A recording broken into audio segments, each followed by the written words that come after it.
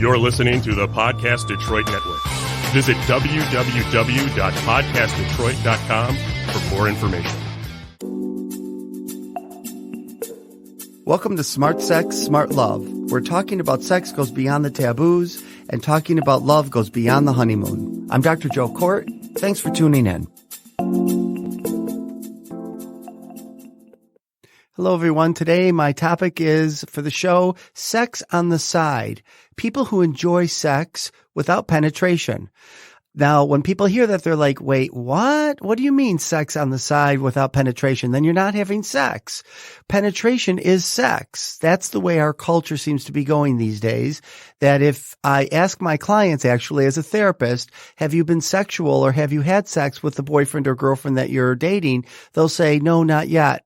And then they'll say, but we've given lots of blowjobs and oral sex to each other. And I'll say, well, that's still sex. It may not be penetration.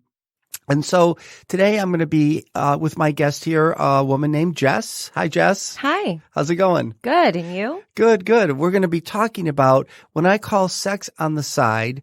So here's the deal. I wrote an article in, I think it was 2014 for Huffington Post about gay men who do not enjoy anal sex. So when people hear about anal sex, they think, well, anal sex means you're gay. And if it's two guys, you're gay. And if you're a straight guy getting pegged, which I'll talk about in a minute, by a woman, I'll talk about it now. When the woman wears a strap on and she penetrates her boyfriend or husband or male partner, that's gay.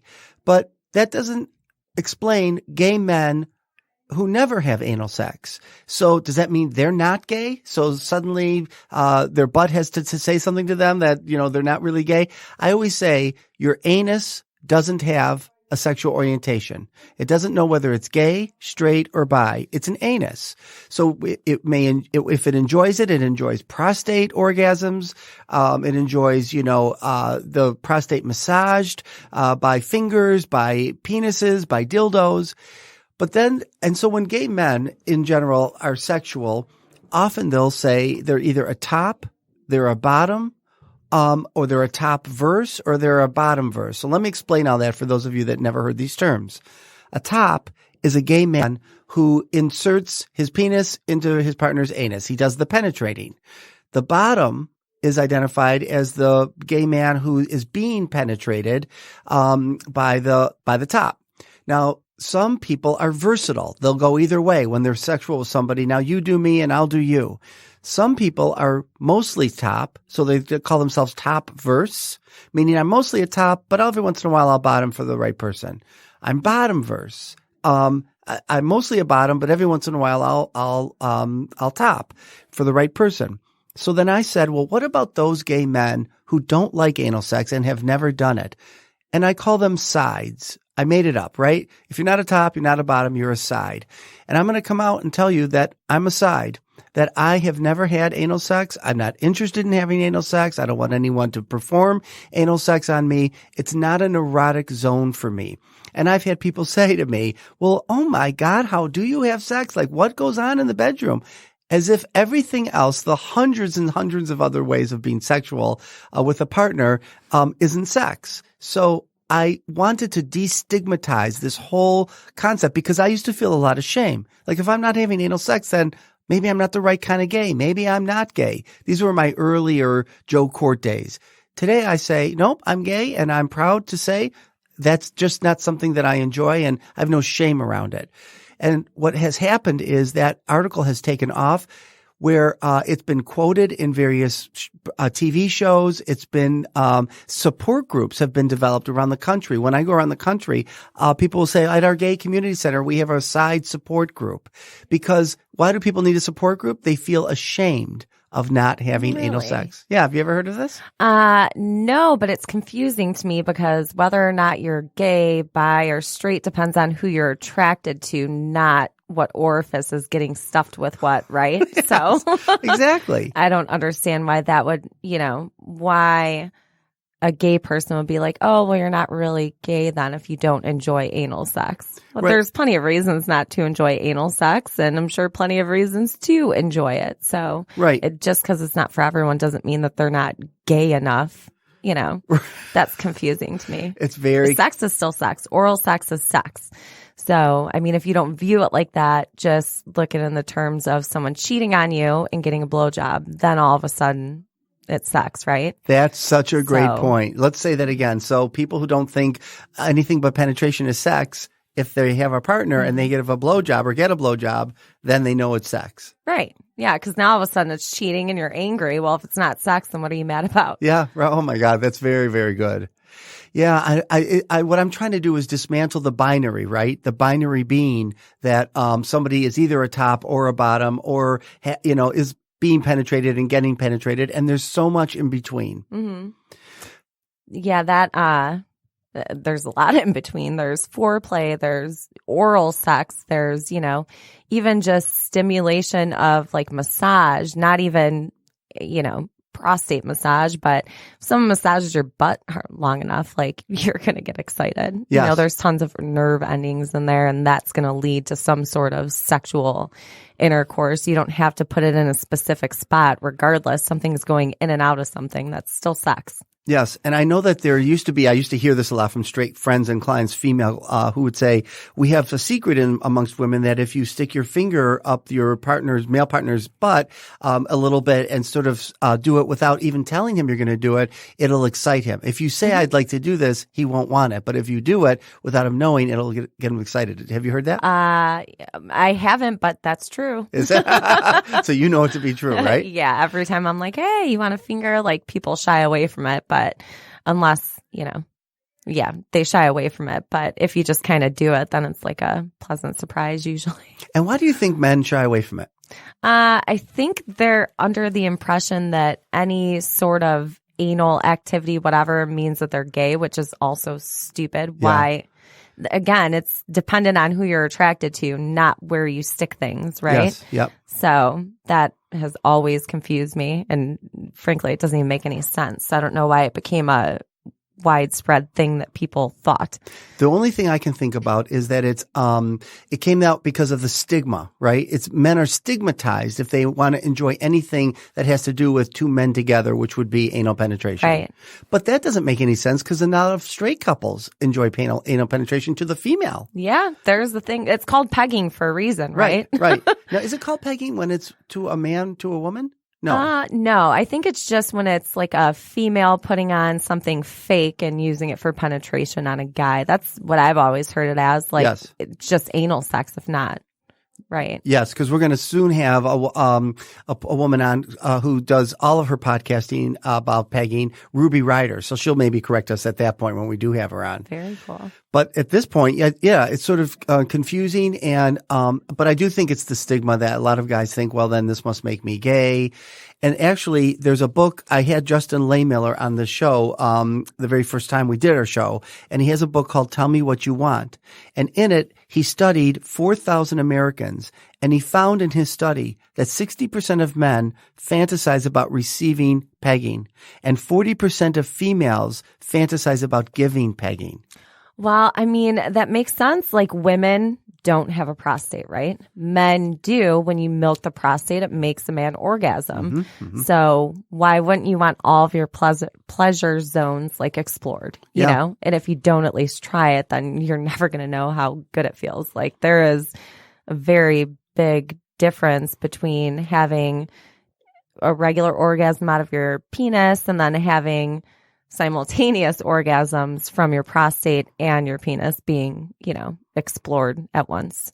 It's nice that you know a lot about this, especially as a female. A lot of women shy away from this information as well. I'm more open-minded. You really are, Jess. You're so But open. I wasn't always. So, I had an ex who enjoyed being pegged and I had never done it before and I did it. And for women, it's fun because then you have all the power, right? You're the one being, granted, you can do that on top too. Without, a dildo or strap on or whatever. But it's different when you're the one doing it because you're like, oh, this is weird role reversal.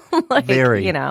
But it's actually pretty fun. So, and especially when you see the pleasure that it causes your partner, it's even more enjoyable, I I'm guess. so appreciating you saying this because a lot of women in my practice, at least, they get disgusted by it and they think it's, they start to see the male as less alpha. Did you ever have that? No, that's childish in my Yeah. opinion. In your opinion. Okay. Yeah. Right. But I think people get freaked out about taboo things and they let it affect their brain too much. Like, you're enjoying someone's company, you're being sexual together, just do whatever feels good. Who cares? It's not like you have to tell everyone in the world. So, Right. the only people that know are you and that person, unless you go and share it with people. Yeah. And then you open yourself up to judgment, But if you're in the bedroom judging, you're in there to let your hair down, right? You might as well go all the way and do it. Yeah. And explore all of the things. There's going to be some things that make people uncomfortable, obviously. We'll just don't do that again. You're very open-minded. It would be nice if so many more people were like this because the clients again, I'm only talking about a clinical population. Right. But really they're in there and they say, well, if they get the worry that you must be gay if you want this. So we have to get, so the stigma doesn't just harm men, it harms women who then have to rethink men in some negative way. Well, and then that's adding even more harm to a woman because now his female partner is looking at him like he's gay, but there was no man doing anything sexual to him, which I don't really understand. That doesn't mean you're gay just because you have, it's a pleasure zone. There's a ton of nerve endings in there. I don't know all the things about the prostate, but I know it makes men come. So, it's got to be serve more of a purpose than whatever it does medically. I just want so badly for these kinds of podcasts and education for people to understand there's nothing wrong with you if you enjoy this kind of sex and you negotiate it consensually with a partner. Well, yeah. And honestly, why are you even getting naked if you're not going to enjoy it to its fullest potential? And why would you want to have a subpar, sex isn't something that's supposed to be I don't know, in the dark. And it's supposed to be fun, right? It's the funnest thing you can basically do. Even if you're going skydiving, you're going to get more pleasure from sex than you will from that. So if you're going to go to the trouble of getting naked and, keeping a trim body to stay attractive, why not try everything that you're curious about? Why not have the greatest sex of your life? Why would you limit yourself? And that's really all it is doing. And it's because of preconceived notions that don't even really make any sense. That's so well said. So well said. Oh, thanks. But I like it. And I want to add that if it's also okay to have limits and to say, I don't want to do this, right? So that's why, and people say, well, why don't you want anal sex? And I've thought a lot about it, maybe because I was an enema baby, right? In the 60s, doctors would tell mothers, oh, your child's sick. Maybe he hasn't had a fresh bowel movement. I don't know what I said fresh for, but, or, so they would give me an enema. I remember that. I hated it and it was gross and it hurt. And and then later in life, I just didn't find it erotic. Parts of me felt dirty about it. Some of it didn't feel the odor. I have lots of different ideas of why I didn't like it at first. And it's just not erotic. I've tried a little bit with fingers. It doesn't do it. Well, see, you tried it. Now I don't like it. Don't do it again. Right. But people would say I didn't try it enough, that I should try a full penetration. There's no reason to force yourself to be unhappy during sex and cause trauma to yourself. Right. I've got clients that say they have hemorrhoids and women who say I've tried it and I don't want it. My husband prefers. Right? And honestly, anal sex, if you're doing it enough and say someone's member is just that big, there's people that have had prolapsed anuses. It's not exactly intended for a hard pounding. Right. A vagina is. A mouth can do you can take a little bit of a beating, but your anus, that's different. Yeah. You can't just go to Pound Town all the time on and expect that there's not going to be long-term health issues of some respect. Way from that. There definitely is. I know people that have had to be rushed to the emergency room from pegging, Okay. So they're not doing it correctly, perhaps? That is probably it. Maybe they didn't use enough lube. I don't know. But I don't know. Yeah. Is that, I don't know all the science about that, but if you do it often and long enough, does it cause long-term health issues, or is it just if you're doing it wrong and you didn't dump a gallon of lube in there or something. That's a great question. And I think that I don't have the answer to, but I would love to get an expert on that. Yeah, I'm curious on that. Yeah. So we might get Charlie Glickman. Charlie Glickman is a sex therapist or sex educator. Okay. And all of his books are about anal and pegging. And so in addition to Ruby Ryder, so he's like the pegging expert. He is. Yeah. It's just like Ruby Ryder. Anal sex expert, I guess. Yeah. He would know that. And, I think I should even know that just listening to my gay male clients. Sometimes people will say, well, if you don't have anal sex, how can you help other people enjoy and know how to have anal sex? You don't have to be the one doing it. You don't have to be performing the sex acts just to be able to educate people and do therapy, you know? And there's lots of straight people who don't want penetration, but they can't let themselves know it because the gold standard in this culture is penetration. PIV, penis and vagina, or PIA, penis and anus. Sometimes some women have so much difficulty and so much pain. It's almost like their vagina is saying to them, I don't want this. It's not erotic to me. I'd rather be sexual in other ways. Right. Some men lose their ability to have erections and they can't accept that because they don't have other things in their repertoire that they have to learn. Right. Like how to give a blowjob. That's important. Right. Right. For everyone, gay, straight. Like if you have a man in your life, it's important. People think it's not. It is. Yeah. There's something dirty to it in a guy's mind, I guess, when you're doing it that just makes it hotter. So why not give your partner everything they want? But don't go out of your way to do things that don't make you that make you uncomfortable. Right. Right. I mean, you have 10 fingers, you have a tongue. There's lots of other ways to help a partner feel enjoyment and for you to feel enjoyment. Yeah, absolutely. From your mouth, from hand stimulation, like you said, everything doesn't always have to be, bottom half of your body, actual penetration for you to have an orgasm.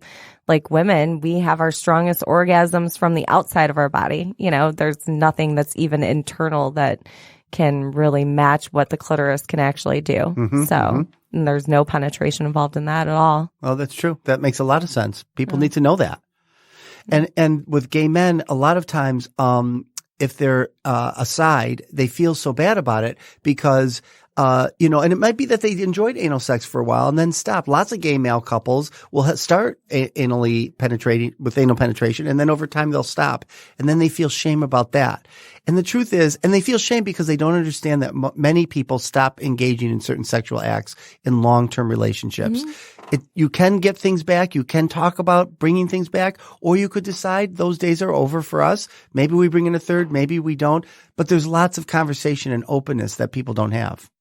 No, I think people are too scared to be judged or whatever, so they just avoid the topic because it's uncomfortable, or maybe they don't want to upset somebody by, But I mean, if you don't talk about it, then there's still going to be feelings hurt or someone's confused. So just get it out in the open and get it over with. Rip the Band-Aid off, right? Yep. And I think a lot of people don't understand that in the kink and fetish community, penetration is not the gold standard all the time. It's the role play. It's the power exchange, right? Yeah, absolutely. It's definitely the power exchange, or definitely a lot of, people who during their day job or, from 9 to 5, they have to be out and be aggressive and be the person who's in charge. And although that's their role as a CEO or an attorney or whatever, at the end of the day, like they're not naturally a dominant personality. So it's exhausting for them.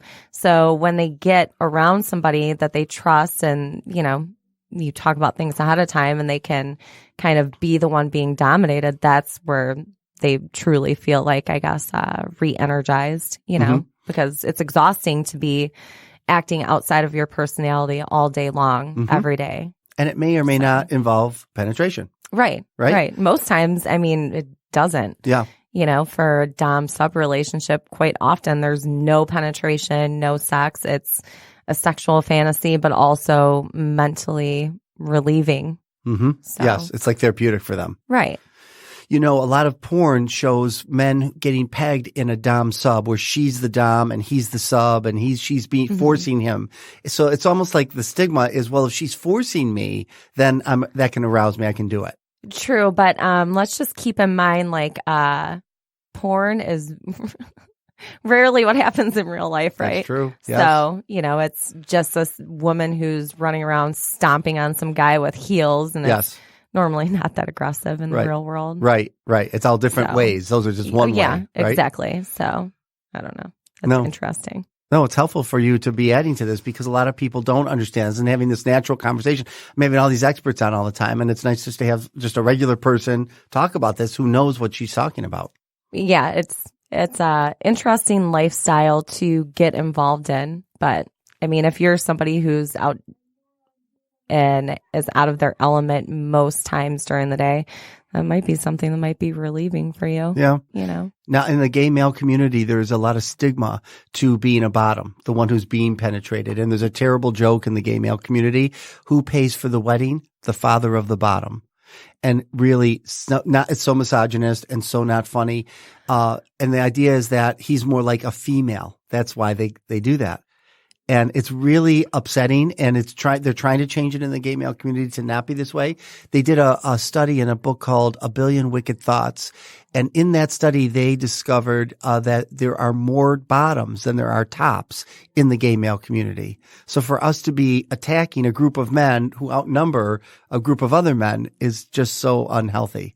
Agreed. Yeah. I don't even know why it would matter who's taking and who's receiving and who's giving. I don't understand how that would make a difference. Yeah, it's gotten attached to masculinity, and it's really an unfortunate thing.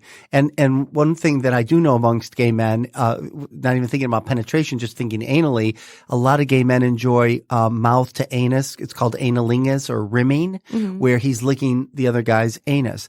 And I was on a gay male cruise, and I did a workshop on it. And I said, okay, I had everybody stand on one end of the boat if they enjoyed the sex act, one end on the boat if they didn't enjoy a sex act, and stand in the middle if they were neutral about it. And I went through all these sex acts.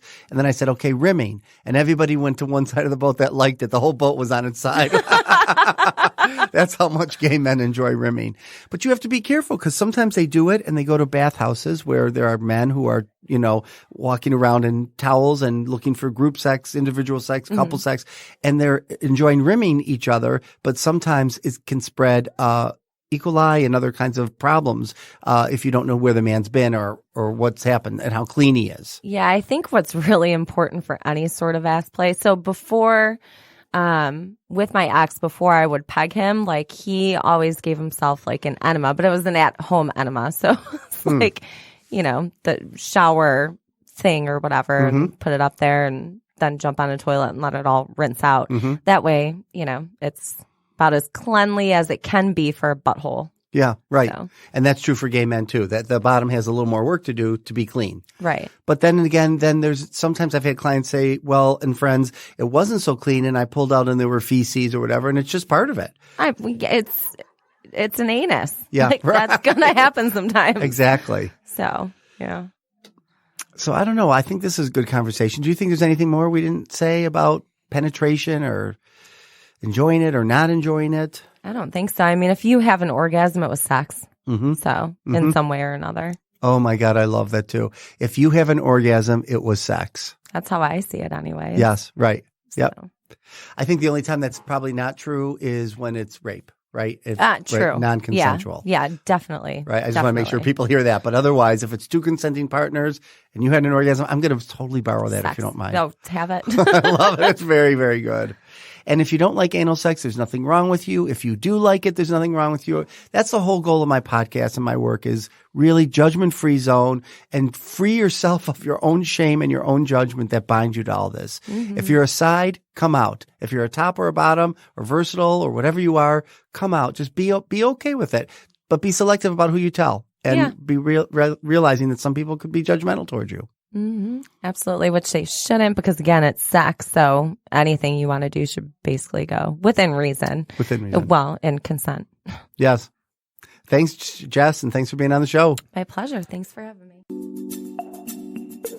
Thanks for listening to this episode of Smart Sex, Smart Love. I'm Dr. Joe Kort, and you can find me on joekort.com. That's JOEKORT.com. See you next time.